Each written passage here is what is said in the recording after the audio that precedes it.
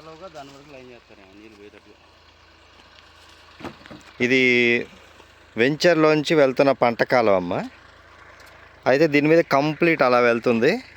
Venture మధ్యలోంచి కాబట్టి complete cement చప్టాతోని దీని మీద ఒక బ్రిడ్జ్ లాగా వేసేసి లోపల నుంచి వాటర్ పోయేటట్టుగా ఇది ఇలా పంట కాలం వెళ్ళిపోవడానికి కంప్లీట్ ఇలా ఒక కాలువలాగా మొత్తం కన్స్ట్రక్షన్ చేస్తున్నారు. ఇది దీని మీద కంప్లీట్ ఒక మొత్తం సిమెంట్ అక్కడి నుంచి ప్లాట్ఫామ్ లాగా దీని మీద కవర్ అయిపోద్ది అనమాట చివరి దాకా వెంచర్ మొత్తంలో. చూసేగా డెవలప్మెంట్ వర్క్స్ బ్రహ్మాండంగా జరుగుతున్నాయి.